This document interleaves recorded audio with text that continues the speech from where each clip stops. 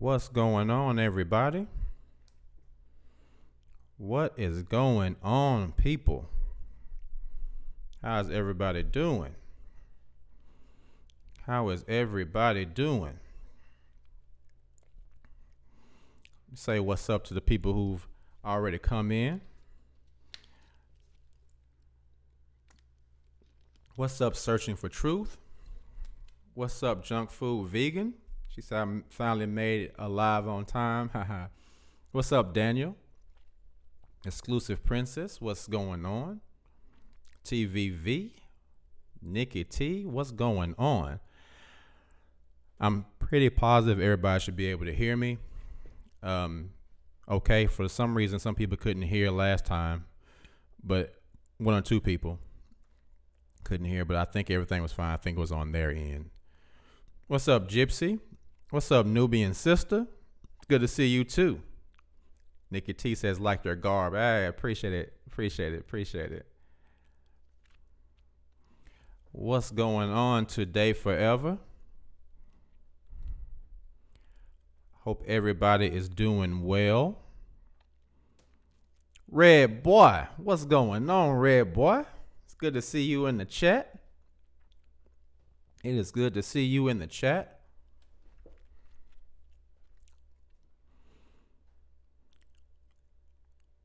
All right. JFV says sound is great. Appreciate it. We'll give a few more minutes for everybody to hop in here. I'm a little 1 or 2 minutes late. I apologize for that. But it's been this is going to be a very different show than what you guys are used to hearing from me. Very different. Very, very different. Very different show.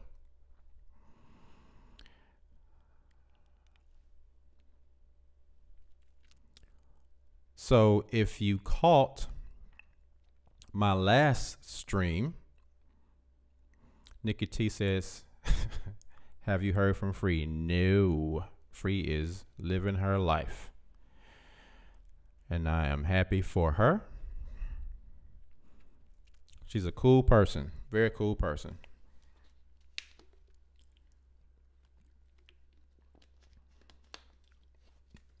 But no, I have not talked to Free.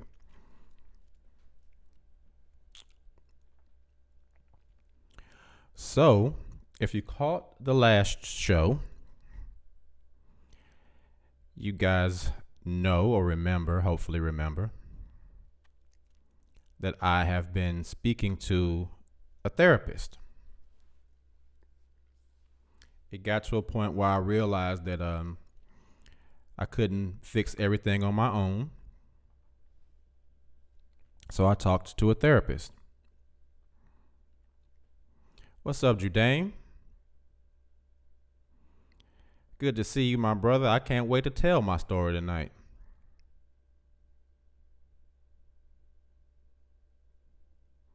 Gypsy says, forgiving your family must have taken a lot because I honestly don't know if I can.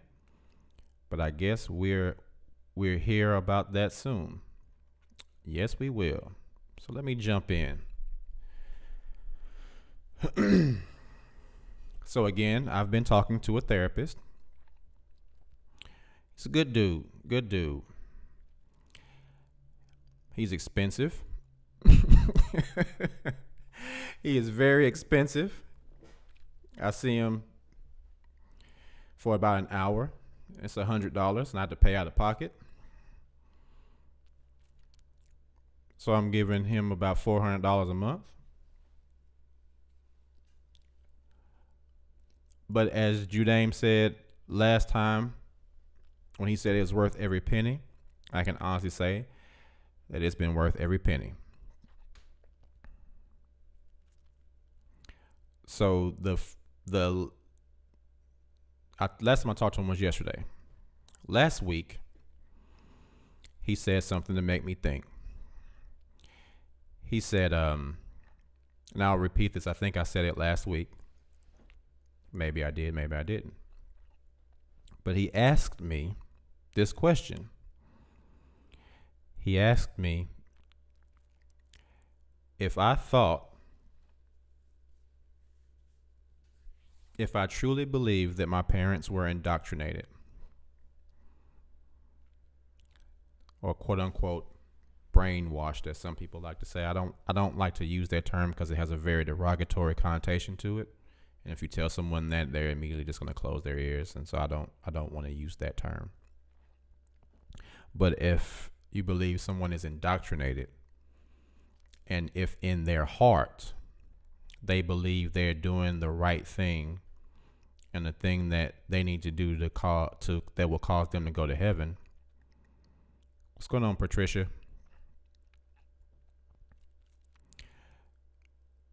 Is it still impossible for you to forgive them if they're doing something that they feel in their heart is the right thing to do? And last week, my answer was still the same answer I gave you guys when I talked about it before. No, I'm not forgiving them. I'm not forgiving nothing. I'm not forgiving nothing because it's their fault. They made a decision. You already know how I feel about that. I said all of that. But when I went home and I thought about it, I really started to look at my life. I started to look at the things that were happening in my life, and not the things that were happening outside or beyond my personal control, but the things that were happening and the way that I was reacting to the things that were happening. And that was the most important thing. As we all know, life happens, things happen. You can't control that, but the only thing that you can control is the way that you react to those things. And the way that I was reacting to things was the thing that bothered me. Because I felt like in my life, the way I was reacting to things was based on the way I felt inside. And a lot of people say things to me that know me personally, will say things like, you're such a strong person. You're such a strong person. I don't know how you went through that. You're such a strong person.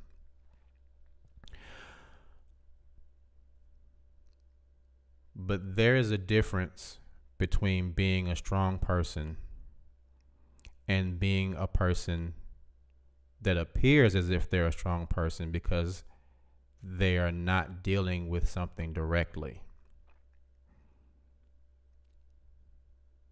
Strength doesn't come from behaving as if you're dealing with something.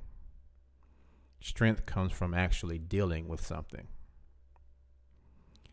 And I haven't been dealing with the way I've been feeling for several years. So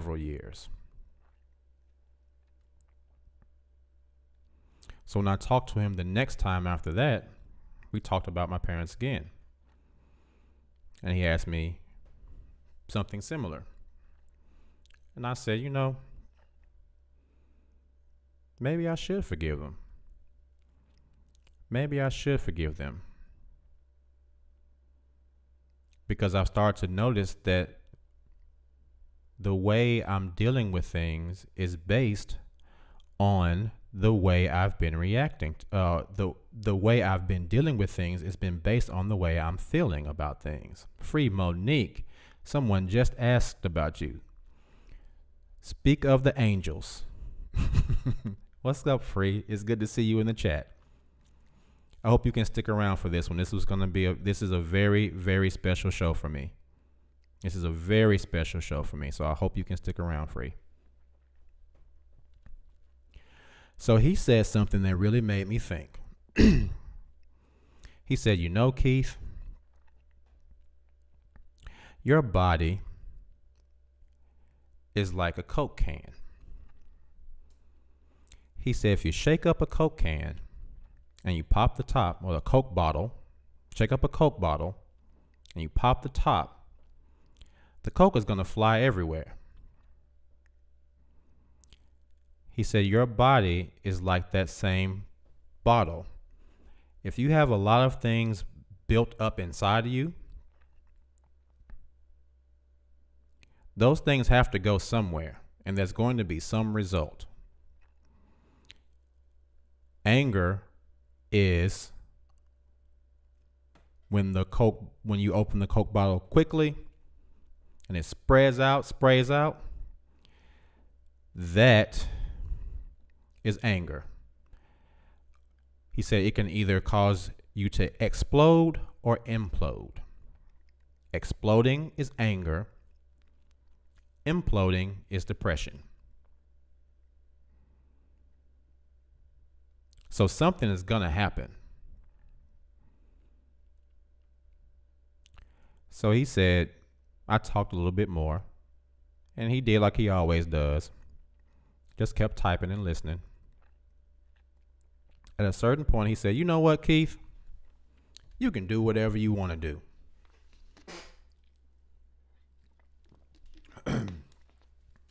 You can do whatever you want to do. Excuse me, guys. Sorry. He said, you can call your parents if you want to. I don't care. You cannot call your parents if you don't want to. I'm fine with either thing. Either way, it's going to be fine. But what you have to decide, Keith, is whether or not the way you've been doing things up to this point have gotten you the result that you want.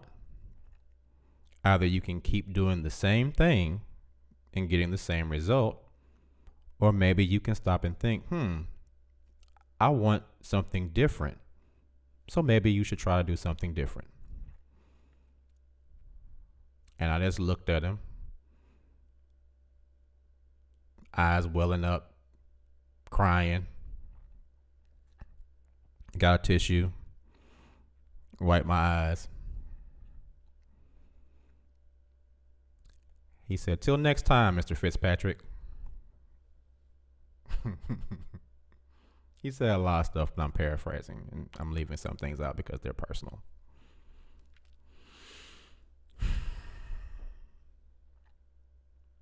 So I left, and I started doing Uber for a little bit. So let me make some money out here in these streets. So I started driving. I'm picking up passengers. So I picked up this Asian guy. He didn't speak English. And I had to take him to the mall. It's about a 30-minute drive. So I'm driving and driving. And the whole time I'm driving, I'm thinking, yeah, Monique, you was a moderator a long time ago because we had that show and all these crazy dudes were trying to talk to you the whole time. And I made you the moderator so you could block them. You knew that. Anyway, stop interrupting me, Monique. Just because I miss you and we all miss you and we all wish we could see you and talk to you. I was just telling him, I said, Monique is living her life. I have not spoken to her, but she is an awesome person and I miss her. So I'm glad you're doing well, but I hope you can stick around for a few moments because it's going to make me and everybody else happy. So let me continue. So I'm driving. And in my mind, something is telling me, Keith, you need to call your parents. You need to call them. Call your parents. Now up until that point, I had been dreaming about my parents. I had been dreaming about my father. Especially, I had several dreams about my father. Now, something kept telling me that I needed to reach out to them, but I wasn't in the right mind to do that. But something in my heart was telling me, you need to reach out to your father. And this is the God to honest truth. That I've been thinking that for a long time, but I just was not in the mind. I couldn't do it. I had no forgiveness in my heart for them. So I got the little Asian dude to the mall. He smelled like an ashtray. So I had to crack my windows and drive around the parking lot to get all the smoke smell out of my car. And I was about to hit the interstate again.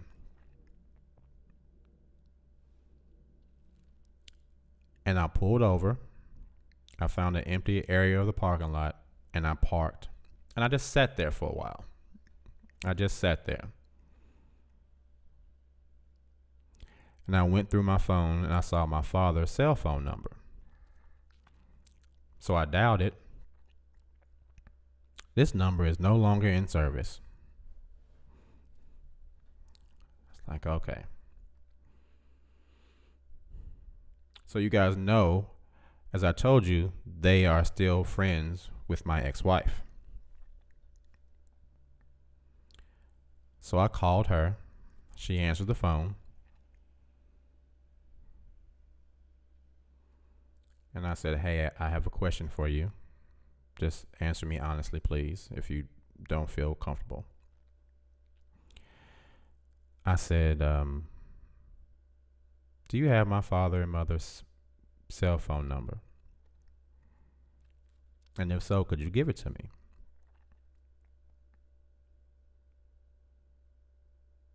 She said, yeah. But do you mind if I call them and ask them if it's okay for me to give them to you first? I started bawling. Guys, I'm not a big crier at all. The only thing that I ever cry about is family or people close to me. That's the only thing I really cry about, or something that makes me think of family or people close to me. I started bawling. She was like, what's wrong with you? What's wrong? And I had to pull myself together so I could talk again. I said, I understand why you said what you said. Excuse me, guys. Sorry, I should have turned that off.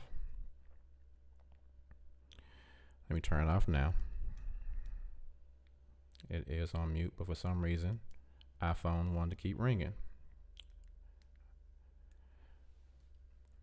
So I said, I understand why you said what you said, but I'm just telling you that as someone who's trying to talk to my family, it hurts that you would have to say that. It hurts that you would say that. But I understand why, and I don't want you to be in the middle. I don't want to put you in the middle of this situation. And she said, yeah, they have a lot going on. They have a lot going on, and I wouldn't want to put any pressure on anybody. So I don't feel comfortable, she said. But you know, Angela doesn't have a cell phone, but they still have their home phone, their land phone. And I still remember the number because it was the same, I think, since when I lived there with them. That number hasn't changed. You know how your parents have a number for like 78 years. It'd be the same. We all have numbers, like 10 numbers since then. They had the same home phone number. It's like that.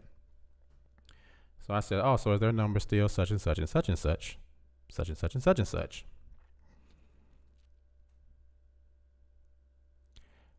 She said, yeah, that's still their number.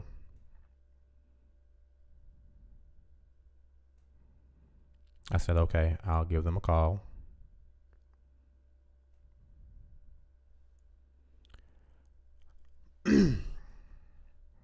So I pulled myself together.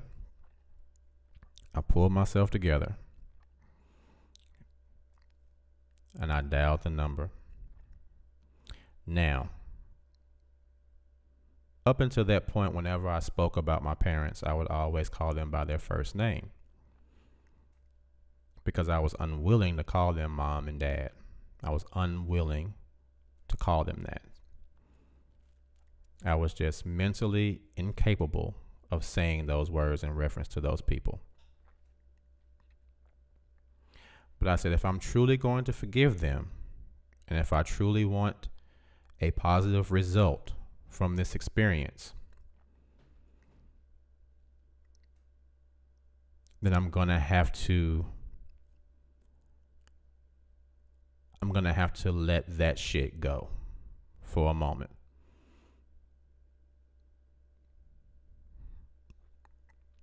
So I dialed the number. phone starts ringing. It rang a bunch of times and I almost hung up.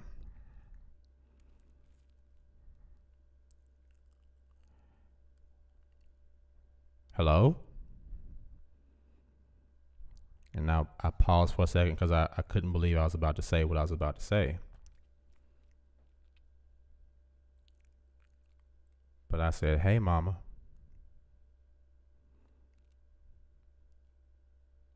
And there was a pause. And she said, hey, what can we do for you? That was a little bit of a dagger. But I just let that dagger sting a little bit and I didn't address the dagger. I just left it in. I said, I'll pull that dagger out later. I'm not gonna worry about that dagger right now. I said, there's really nothing you can do for me at all. I just wanted to call and try to mend our relationship. So I just want to see if we can be a happy family and just love each other and be a happy family again. She said, we don't have any problem with you. We don't have any problem with you at all. She said that is fine. But she said, but I don't know how much time we're gonna have left. I said, what do you mean?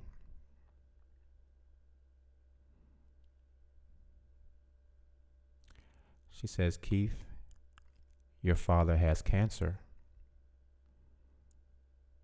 And I'm sick too.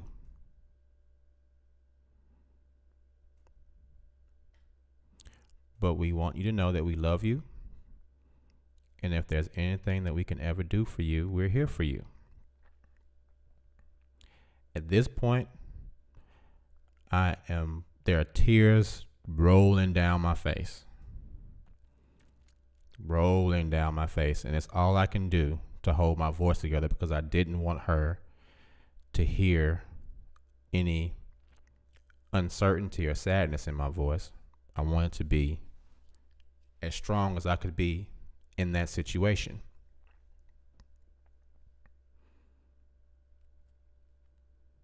So I said, well, it sounds like there's nothing that you can do for me, or there's nothing that I need you to be here for me for. It sounds like you need me to be here for you guys. So what can I do to help you guys? She said, well, that's really nice of you. She says, your father has radiation in the morning. I said, well, can I come with you guys? And she said, well, only one person's allowed in the room at a time. Only one person's allowed in the room at a time. But we'll be home tomorrow afternoon. She said, hold on, I'll put your dad on the phone. At this point, I'm holding it together by a hair. I'm holding it together by a hair.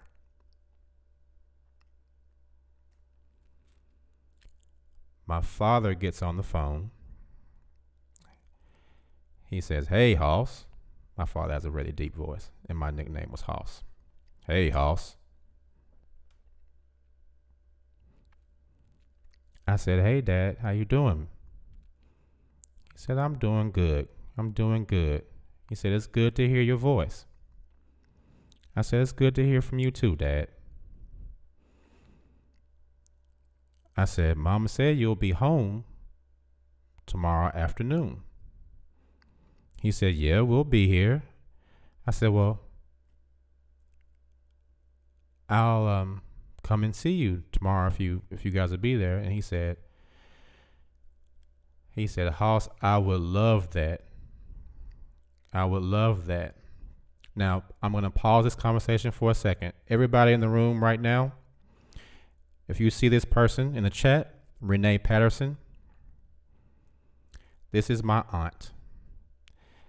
And we made up today too. And I love you too, Aunt Renee. Love you too. So everybody say what's up to Aunt Renee real quick. Give Aunt Renee a shout out for me real quick.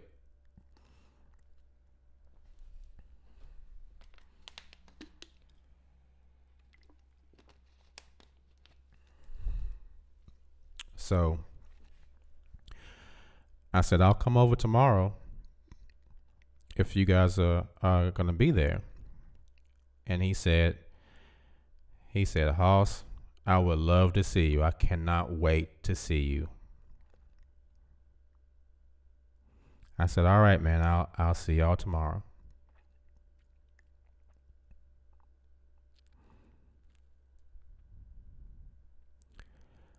So I hung the phone up.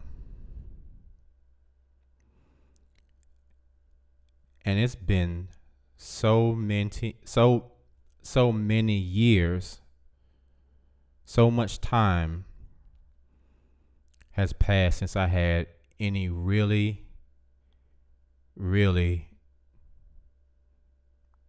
feelings in my heart. I've really been cold for a long time. When I hung the phone up, I don't think I've ever cried that hard in my life. I cried so hard. And I just kept saying, I wasted so much time. I wasted so much time. And I couldn't say anything else, and I couldn't feel anything else. I was literally crying, not just tears. I mean, I was crying at the top of my voice in my car. And I was so sad that I had wasted so much time being mad at my family. I wasted so much time. So many years being angry.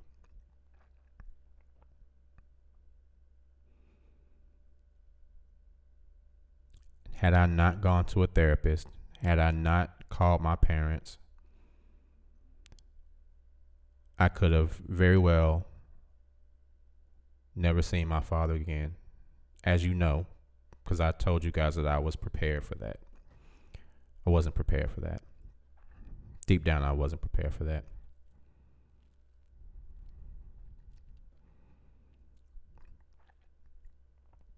So today came. I sat home. I was planning to go by there at 2:00. So I got home. And I was so nervous. I was so nervous. I was literally shaking. I couldn't sit still. So 2:00 came. I called. Phone rang and rang. No answer. No answer. So I left a message. I sat back down. I thought, well, maybe it's not going to work. Phone rang. I looked at it. It was them.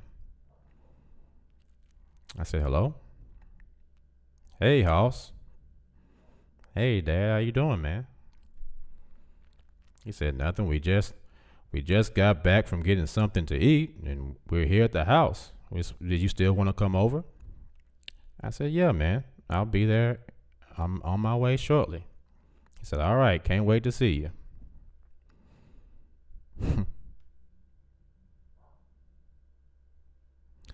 So I drove over. drove over, pulled up to the house, and I sat and kind of looked at it for a moment. I would always, every time I would come over their house a long time ago, I would just jump over the fence. They have a pretty high fence, but I'm a super athlete. So I grabbed the fence and jumped over the fence.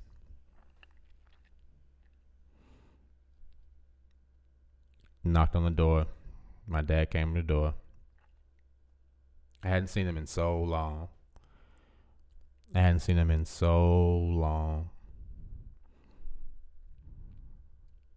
And he opened the door and he said, "Hey, man." And he gave me a big hug. And then Mom came over to me and she said, "Hey." She gave me a big hug too. And they were eating Panda Express.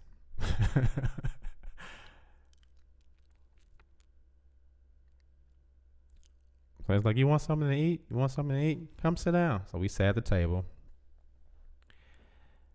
And guys, we talked for about 3 hours. We didn't talk about the past. We didn't talk about who was mad about what. We didn't talk about who did what or who said this or who did that. We just talked. My father told me about his prostate cancer and the surgeries he had to do to try to push that back. My mom told me about her stomach issues.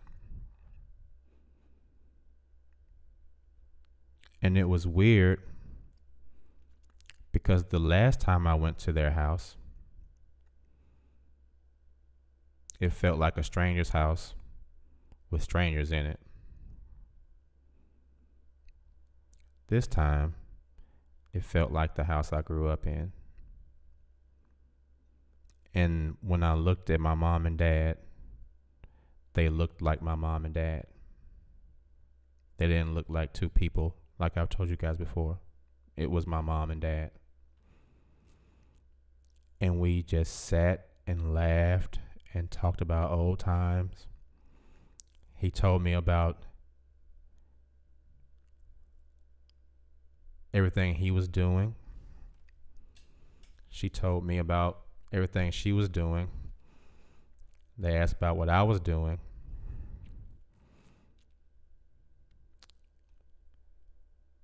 And just to show you guys, this is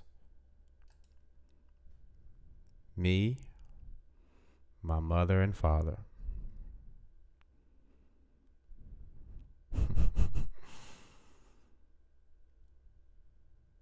We didn't talk about who believes what. We didn't talk about they're wrong. What you thinking is wrong. What you believe is wrong. We didn't talk about why don't you believe how I believe. We didn't talk about any of that. We talked about what mattered. We talked about our family. We talked about how good it was to see each other again.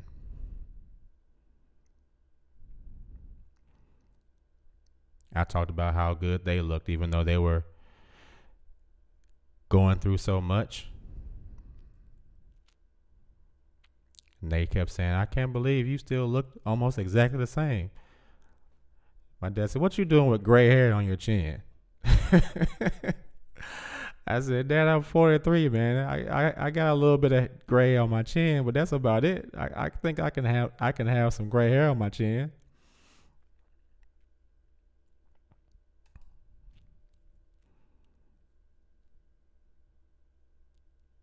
But we talked and talked.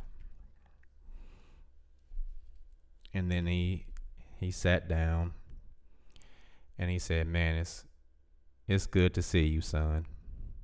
It's so good to see you, son." I said, "It's good to see you, Dad. I missed you guys."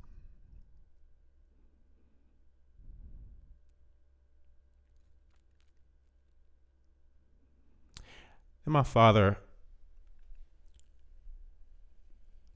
we talked about something that I don't think my parents and I have ever talked about before.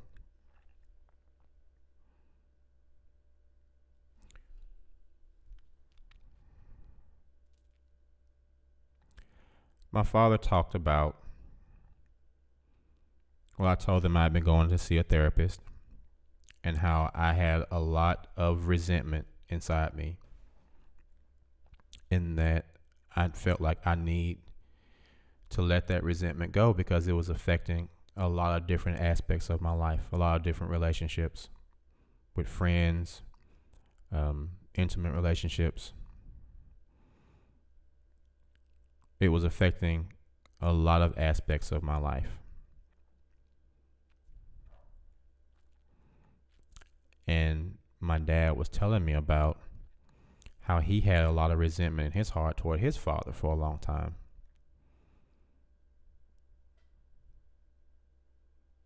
And how he had to learn how to let that resentment go.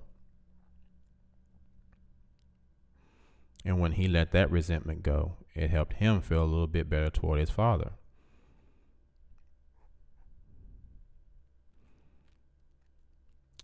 Then my mother told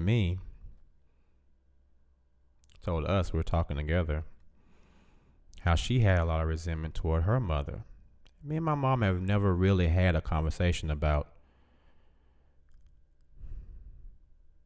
her mother. But she said, I always wondered why my mother drank herself to death and left us without her. She drank, and I just always resented her, and I always wondered why she did it, and I would try to figure out why she did it. And she said, "You know what helped me? It was a movie called, I think she said it was called Come Fill My Cup." And she said one of the guys in the movie was an alcoholic, and he went into a bar, and he sat down and started ordering liquor. And he opened the paper. And he said, "See, this is why alcoholics drink. Look at this newspaper. There ain't nothing but bad news in here. That's what drives people to drink." And the bartender said, "You know what? A lush will always find a reason to drink. If it's bad news, he's drinking because it's bad news and he wants it to be good news. If he's sad, he drinks because he wants to be happy. If he's happy, he drinks because he wants to come down. He can always find a reason to justify drinking." And my mom said, I had to just realize that whatever the reason that she was drinking, I'll never know it because the only person who knows is gone.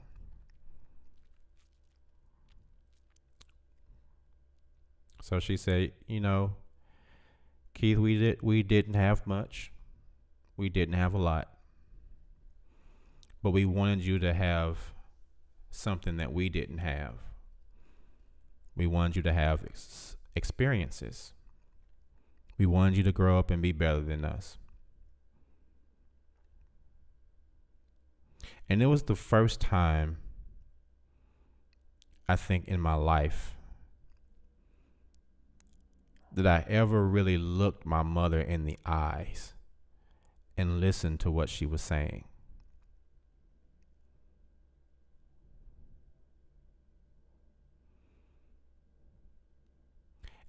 And I think it's the first time that she ever really opened up and shared something that personal with me.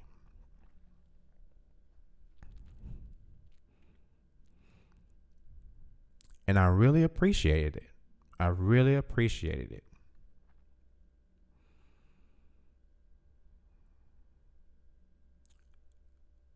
So my dad has to take naps throughout the day because he's going to be having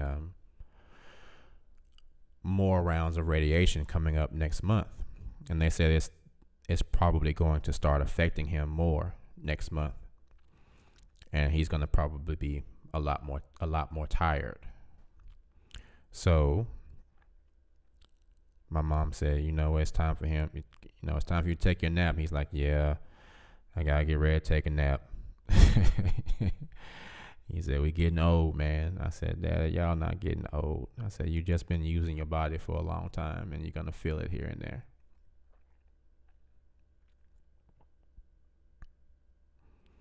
So he walked me to my car. My parents walked me to the car.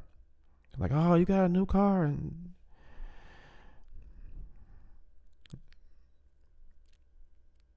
And I just kind of looked at him, and it was the first time I had looked at him like that in a while. I said, do you need me to take you, to the hospital when you go get your thing? And he said, next week I think I'm probably going to be too tired to drive, and I might need your help. I said, no problem. I said, just let me know what day. I'll come pick you up. Maybe we can go have breakfast or something. And he was like, yeah, I love that. So I just looked at him. And we shook hands. Me and my dad always had this thing about having handshakes. My dad always told me you should have a really firm handshake. My dad is strong as shit. He's strong as shit.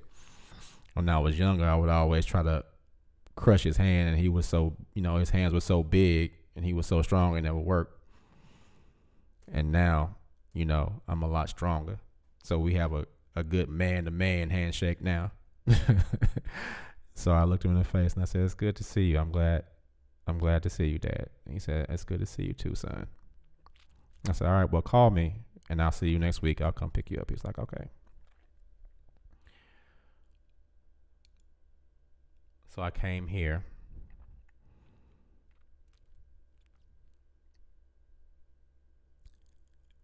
And I honestly can say, guys, I feel so much better. I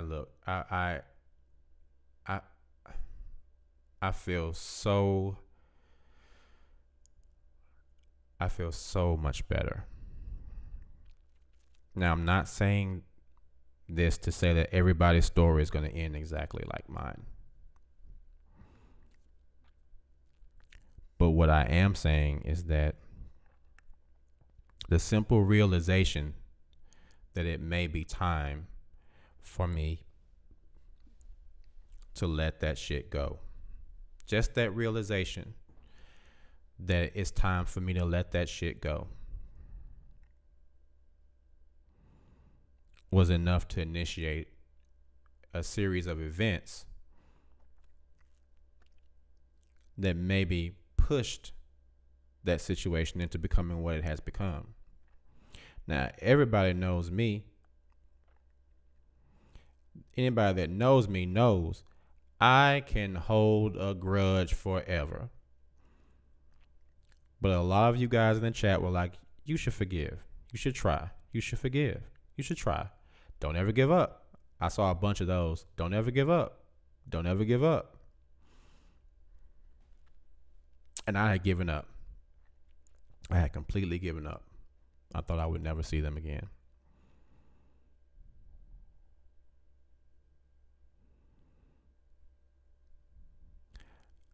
I know I said in the last stream that I would never forgive anybody, and that's forgiveness is some bullshit. That's what I said. I said that shit, and I own up to it. I totally said that shit, and I meant that shit at that time.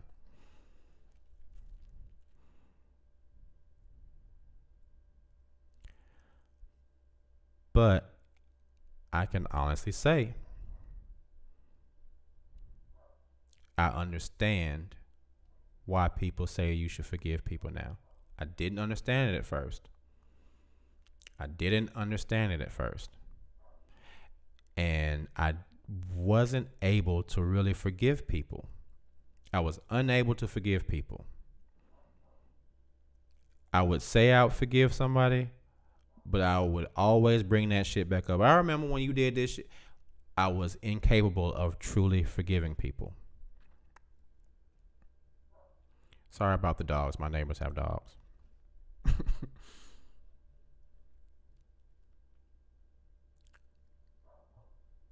But I started to see how being unforgiving would affect other aspects of my life and other relationships. Because there are going to be times in almost any relationship, whether it's platonic or intimate, where you're going to have to be able to forgive. And if you truly cannot forgive, that's going to be a hindrance to a lot of the relationships that you may have. So forgiveness, as much as I hated to admit it, that it's an important thing, it's a very important thing. And it doesn't necessarily have to be forgiving and forgetting. It doesn't necessarily have to be that you're forgiving for the sake of them knowing that you forgive them. Forgiveness is a way of you taking the bag of rocks that you've been carrying for a long time, that's been causing you to walk stooped over. You realize you've been walking stooped over, but you don't know why you've been walking stooped over, even though there's a big bag of rocks on your back. Even though you're carrying that big bag of rocks, for some reason you're unaware that you're carrying a big bag of rocks. But the big bag of rocks is still making you walk hunched over. So the moment that you realize that you're carrying that big bag of rocks, which I equate that big bag of rocks to a grudge or anger that you're having towards someone, you can say, oh shit, I'm walking all fucked up because I'm carrying this big ass bag of rocks. How about I put them shits down?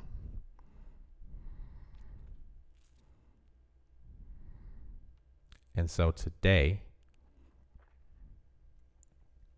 I was able to put the big bag of rocks that I've been carrying for many, many years down. I put them shits down. And now I can walk in an upright manner again. So I have my mother, I have my father, and I have my aunt. And I told her tonight, hey, we don't know how much time we have. So let's forget about the past and move forward with our fucked up our little fucked up family. But it's our little fucked up family. And now it's going to be a lot less fucked up. And hopefully it'll be a whole lot better. So I just wanted to share this story with you guys because I've talked a lot about non-forgiveness and not being forgiving. And I think everyone is allowed to grow on their journey. And I've been pretty open and honest with my conversation on this channel. And I have to be, if I'm going to be completely transparent and honest, because I don't like to be a hypocrite, I'm going to have to say, I was wrong as hell. I was wrong as hell about forgiveness. whether my outcome was good or bad, my forgiving them and moving past would have had the same result for me. And that's the point. The point is, no matter how difficult it is to forgive, how much you think you've lost your parents, you'll never get them back. You lost your brothers, you lost your sister, you lost your children. As someone in the chat told me a while back when I was talking that shit, there's always a chance and you should never give up. And I didn't believe it, but I believe it now. So I have been talking for a solid hour. And I appreciate you guys being here with me tonight. Y'all are crazy. I see y'all's comments. I've been ignoring them. Y'all are crazy, man. Watch out.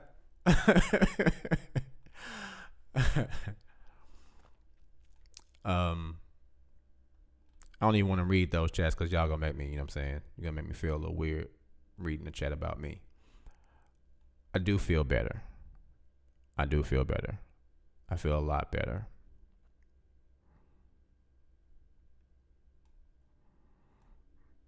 Tahunga says, told you so, but what do I know? You don't know nothing but everything.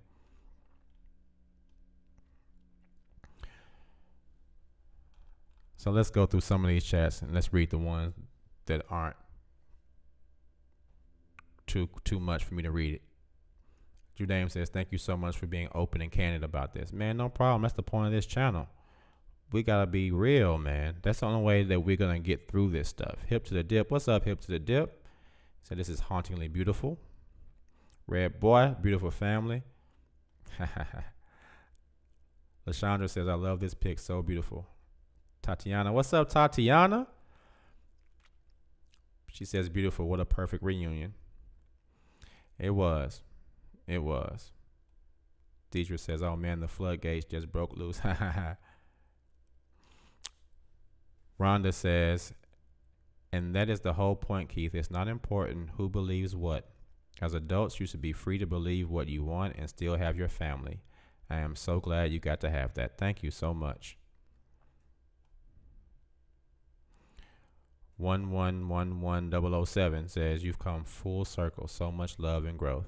I feel like I have. Nubian Sister says, honestly, your demeanor has changed dramatically. There is a sense of relief and joy in your face, complexion, and smile. I am so happy for you and your beautiful family.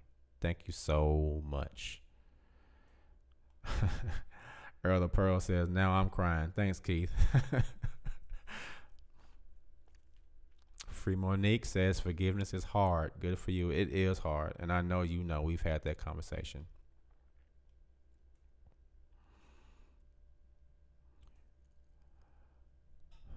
Linda Dent says, I was able to forgive my mother without her acknowledging she did anything wrong. I had to forgive her to move on with my life. I think that is the point.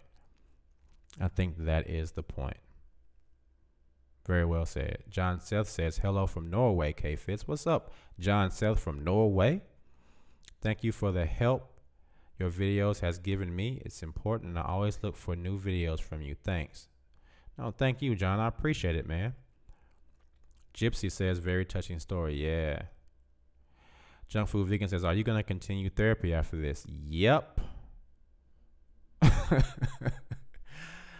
Yeah, I am. The cool thing about my therapist is that he said, my job is for you to not need me anymore. And so while I think the issue with my parents is probably the trunk of the tree of the issues I've been dealing with, I'm sure there's a few other things that we could talk about that could help me a little bit more to get to where I need to be. Monique says, you are fortunate that your family is willing to speak with you. Well, I am now, because, whether they want to be honest and truthful about it or not, there was a time when we all were not willing to speak to each other. And I almost went there with that today, but again, I said if I'm going to be truly forgiving, I'm going to have to not bring up old shit. That old shit's going to have to go. I'm going to have to let that old shit go. And that's been a huge problem for me, is letting old shit go. So I didn't even want to bring it up, and I didn't. I didn't bring it up at all. Patricia Mint says, you did your part and it worked out. I did. LaShondra says, good for you. Thank you so much. Thank you so much, guys. So yeah, that's my story for the day.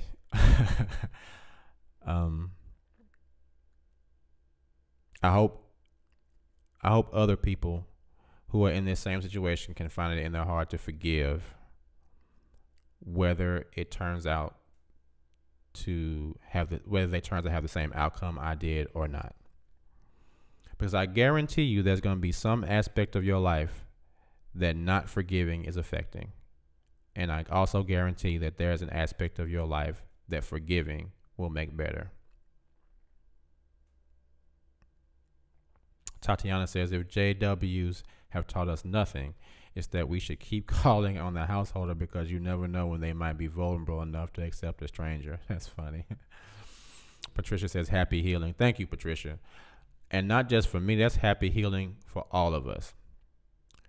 The point of my channel, as much as I did in the beginning, put out information about the Watchtower. That's one thing. But we already know that shit. We already know about the Watchtower. The point going forward, and for a while now, hasn't been about exposing the Watchtower as much as it has been to heal from it and move forward.